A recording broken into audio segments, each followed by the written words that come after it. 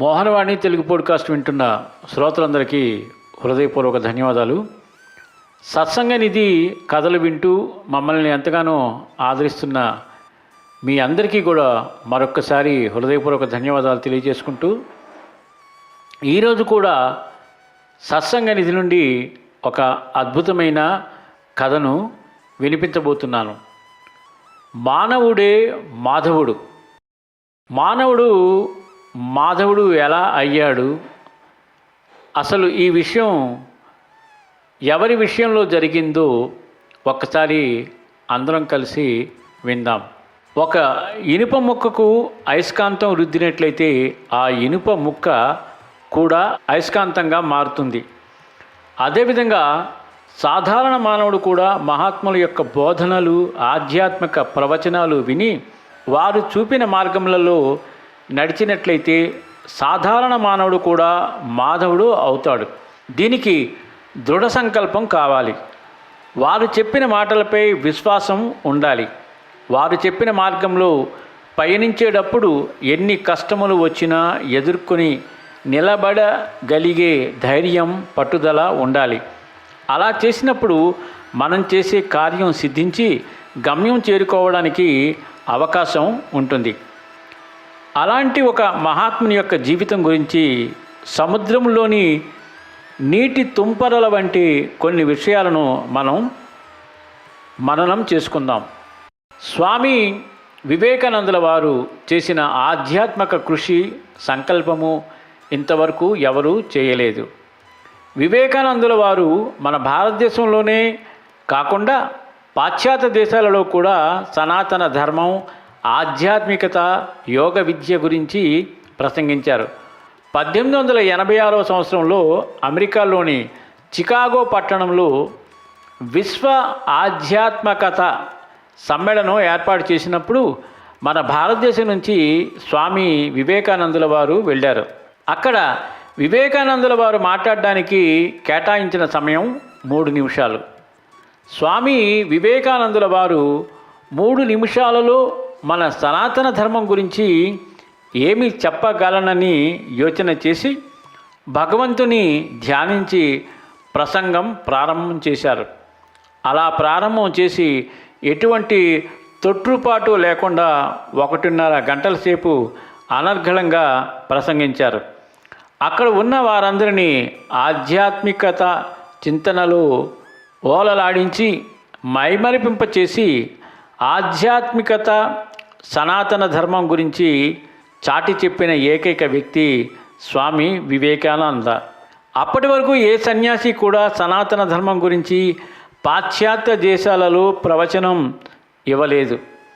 మొట్టమొదటగా స్వామి వివేకానందుల వారు పాశ్చాత్య దేశాలలో సనాతన ధర్మం గురించి ప్రసంగించారు. ప్రపంచ దేశాలన్నిటికీ మన సనాతన ధర్మం గురించి, ఆధ్యాత్మిక విలువల గురించి చాటి చెప్పిన మహమాన్వితుడు స్వామి వివేకానంద. స్వామి వివేకానంద 1863 సంవత్సరం జనవరి 12వ తేదీన జన్మించాడు. చిన్నప్పటి నుంచి చాలా ఉల్లాసంగా, చిలిపిగా ఉండేవారు. సన్యాసుల పట్ల ప్రేమ ఎక్కువగా ఉండేది. బాల్యం నుండి కూడా నిస్వార్థంగా సేవ చేసేవాడు. ఆటల్లోనూ చదువుల్లోనూ అందరికంటే ముందుండేవాడు. అతడు ఒక్కసారి చదివితే చదివినది చదివినట్లే గుర్తు పెట్టుకునేంత జ్ఞాపక శక్తి ఉండేది. 1880 సంవత్సరంలో మెట్రికులేషను పాస్ అయ్యారు. అప్పుడు దైవాన్ని గురించి ఎన్నో అనుమానాలు, సందేహాలు వచ్చేవి. మూఢ విశ్వాసాలపై నమ్మకం లేకపోయినా సత్యాన్వేషణ అంటే భగవంతుడిని గురించి తెలుసుకోవాలని ఆపేక్ష ఎక్కువగా ఉండేది. అటువంటి సందర్భంలో రామకృష్ణ పరమహంస గారు భగవంతుడిని చూశారు అని ఎవరో చెప్పడంతో తన మిత్రుడితో కలిసి దక్షిణేశ్వర్ వెళ్ళాడు. అప్పుడు పరమహంస గారు ప్రవచనం చేస్తూ ఉంటారు.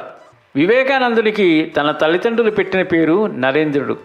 నరేంద్రుడు తన మిత్రుడితో కలిసి అక్కడ కూర్చుని ప్రసంగం వింటూ ఉంటారు. పరమహంస గారి దృష్టి నరేంద్రునిపై పడింది.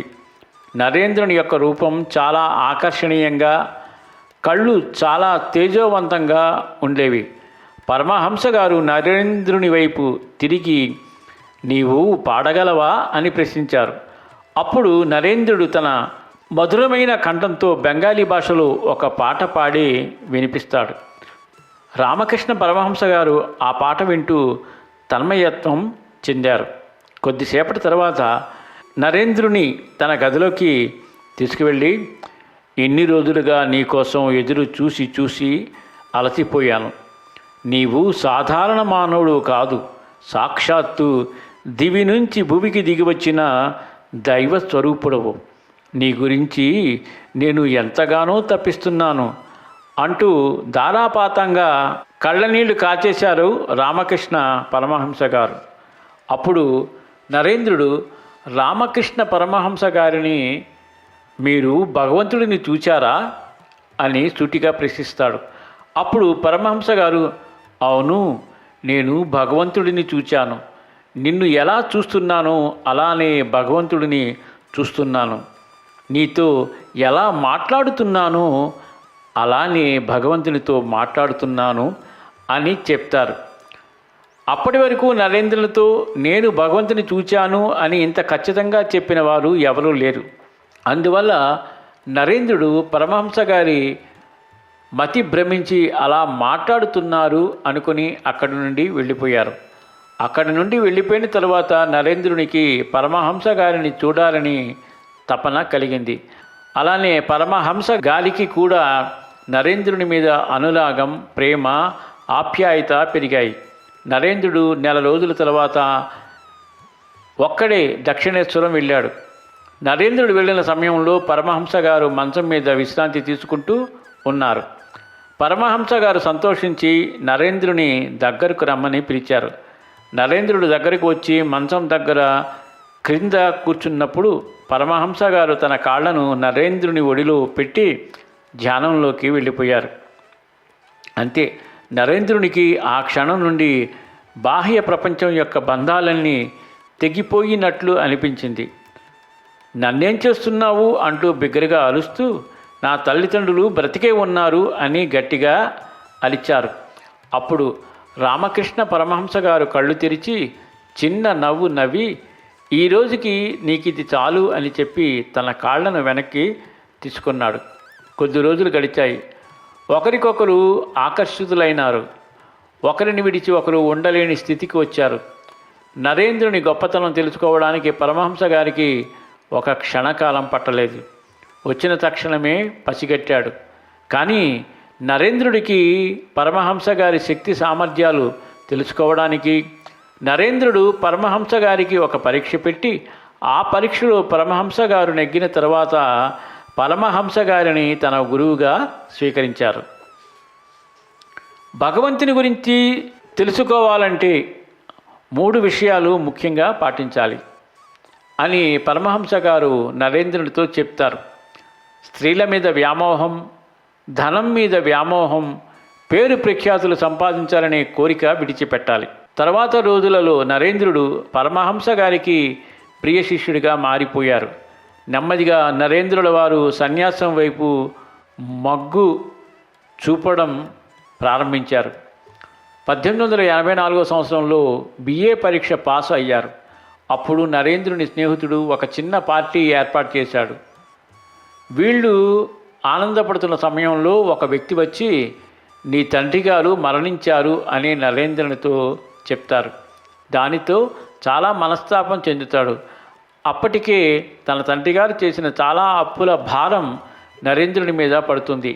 ఈ అప్పులు తీర్చడానికి, కుటుంబాన్ని పోషించడం కోసం కాళ్ళు అరిగేలా తిరిగి తిరిగి ఉద్యోగం సంపాదించలేక ఎన్నో రోజులు ఉపవాసం ఉండి నీరసం వచ్చి తల తిరిగి పడిపోయిన సందర్భాలు కూడా ఉన్నాయి. అంత బాధలో కూడా భగవంతుని కోసం అన్వేషిస్తూనే ఉన్నాడు. తర్వాత ఉపాధ్యాయునిగా ఉద్యోగం సంపాదించి బోధకునిగా పనిచేస్తూ లా కోర్సు చదువుతున్నాడు. ఇలా కాలం గడుస్తూ ఉంటుంది. ఇంతలో రామకృష్ణ పరమహంస గారి ఆరోగ్యం క్షీణించింది అని తెలుస్తుంది. దానితో ఉద్యోగం, చదువు మానేసి రామకృష్ణ పరమహంస గారి దగ్గరే ఉండాలని దక్షిణేశ్వరం వెళ్ళిపోయాడు. పరమహంస గారి చివరి క్షణాలలో నరేంద్రుని దగ్గరికి పిలిచి తన మృదువైన హస్తం వివేకానందుల వారి తలపై పెట్టి తన శక్తులన్నీ ధారపోసి, ఇప్పుడు నీవు శక్తివంతుడవు, వీరంతా నీ బిడ్డలు, వీరందరినీ చూసుకోవలసిన బాధ్యత నీది అని చెప్పారు. అప్పుడు వివేకానందుల వారు బాధతో చిన్న పిల్లవాడిలా ఎక్కి ఎక్కి ఏడ్చాడు. కొంతసేపటికి రామకృష్ణ పరమహంస గారు పరమపదించారు. శిష్యులందరూ కలిసి భరణపూర్ అనే గ్రామం దగ్గర గంగానది ఒడ్డున సమాధి చేసి దగ్గరలోనే ఒక అద్దెల్లు తీసుకుని అక్కడే ఉండేవారు. అక్కడే రామకృష్ణ మఠం స్థాపించబడింది.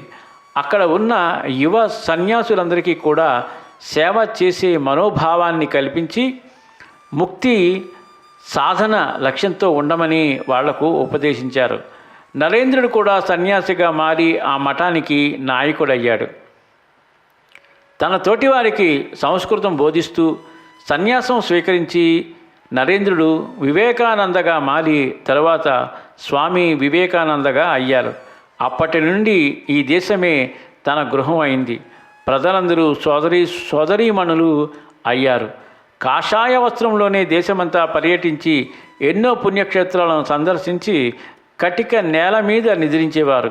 ఆధ్యాత్మిక ప్రవచనాలు చేస్తూ పవిత్ర కార్యాలు నిర్వహిస్తూ తన జీవితాన్ని మనందరి కోసం త్యాగం చేసిన పుణ్యమూర్తి స్వామి వివేకానంద. కాబట్టి ఇటువంటి మహాత్ముల యొక్క ప్రవచనాలు, వారు నడిచిన బాట, వారు తీసుకున్న నిర్ణయాలు మనం వినిన, ఇటువంటి మహనీయుల గ్రంథాలు చదివిన మన మనస్సు పులకించి వారి దివ్యశక్తులు మనలోకి ప్రవేశించి మనల్ని కూడా దైవం వైపు నడిపించే విధంగా శ్రీ సద్గురు సాయినాథుడు మనకు సహాయ సహకారాలు అందించాలని కోరుకుంటూ వారి పాదాలకు ప్రణామాలు అర్పించుకుందాం. వివేకానంద స్వామి గురించి ఇంత అద్భుతంగా సులభంగా మనందరికీ అర్థమైనట్లు మంచి విషయాన్ని తెలియజేసిన మన రచయిత శ్రీ యలవత్తి శేఖర్ రాజు గారికి మోహనవాణి మరియు మోహనవాణి శ్రోతల తరపున హృదయపూర్వక ధన్యవాదాలు తెలియజేసుకుంటున్నాను. ఈ కథ విన్నాం కదా, అందరం కలిసి ఈ కథని వీలైనంతమందికి షేర్ చేసి ఇంత ముఖ్య సమాచారాన్ని అందరికీ అందించి మనం కూడా సంతృప్తి చెంది ఆ సత్పురుషుల మార్గాలలో ఒక్కొక్క అడుగు వేసుకుంటూ ముందుకు సాగిపోవాలని మనస్ఫూర్తిగా కోరుకుంటూ మళ్ళీ సత్సంగ నిధిలో మరొక అద్భుతమైన కథతో మీ ముందుకు వస్తాను. సర్వే జనా సుఖినో భవంతు, లోకా సమస్త సుఖినో భవంతు. ధన్యవాదాలు. మోహనవాణి తెలుగు పోడ్కాస్ట్ ఛానల్ని లైక్, షేర్, సబ్స్క్రైబ్ చేయండి. ప్రక్కనున్న గంటను మ్రోగించండి. మోహనవాణి.